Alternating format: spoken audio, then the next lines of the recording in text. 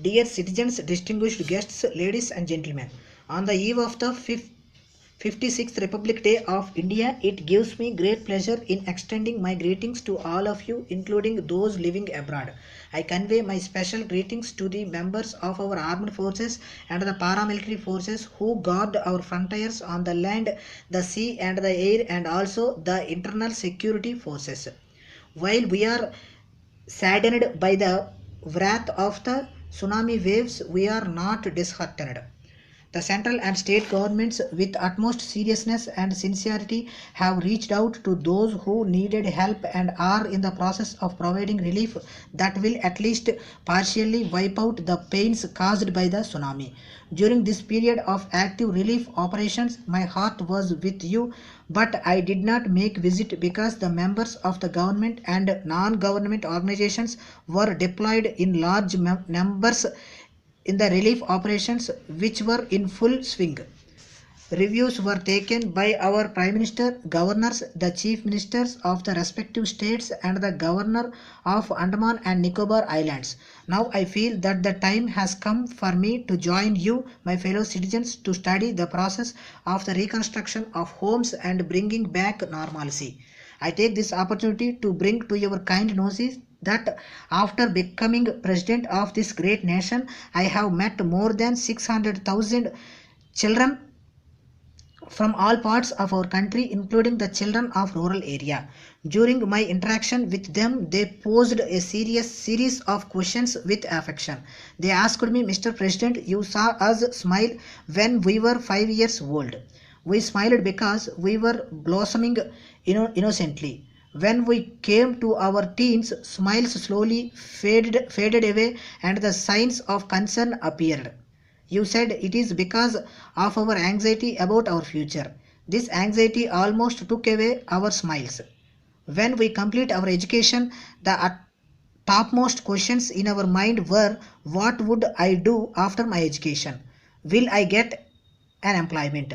Our parents, who have spent all their savings on our education, also share the same concern.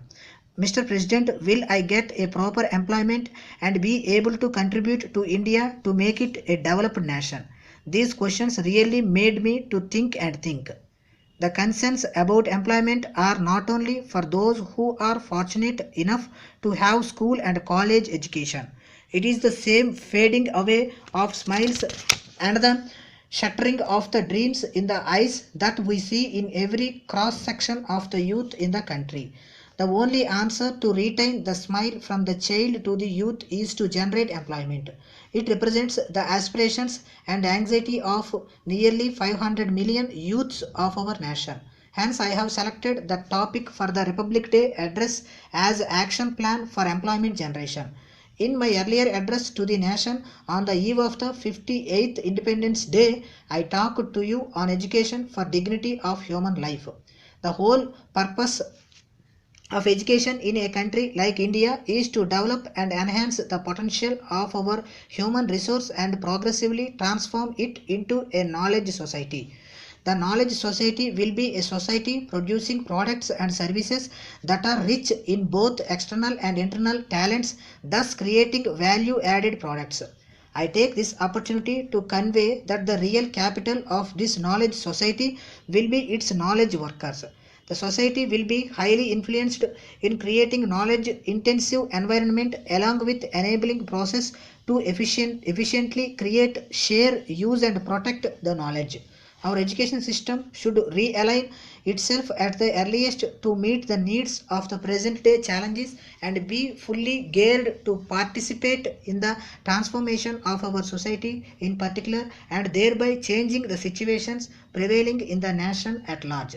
When the world was moving from the industrial to information and knowledge era, we witnessed a changing pattern in the sectoral share and the number of people employed in each sector. The share of gross domestic product percentage has undergone considerable change in these present day circumstances. Contribution of agriculture to the gross domestic product of India has reasonably reduced to a great extent during the short span of last 2 centuries. There has been considerable change in the employment pattern also. the percentage of people employed in agriculture has come down. Simultaneously, the percentage of people employed in manufacturing and in the service sector has gone up. This trend has to continue, and the displacement of 10% people from agriculture sector has to be facilitated through skill enabling for undertaking value added tasks in the rural enterprises so that migration to urban area is reduced. Instead of the person from the rural areas going to urban towns in search of jobs in manufacturing and services sector, providing urban amenities in rural areas facilitates creation of employment in the rural areas itself. I am very happy to remark that by implementing this system, we can achieve much more by providing physical, electronic, and knowledge connectivities to a number of villages, thereby leading to their economic connectivity and prosperity. As per the estimate of the Planning Commission, the total number of people eligible for employment at present is approximately 400 million.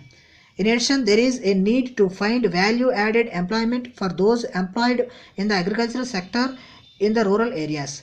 Our attempt hence should be to find gainful employment for around 76 million people.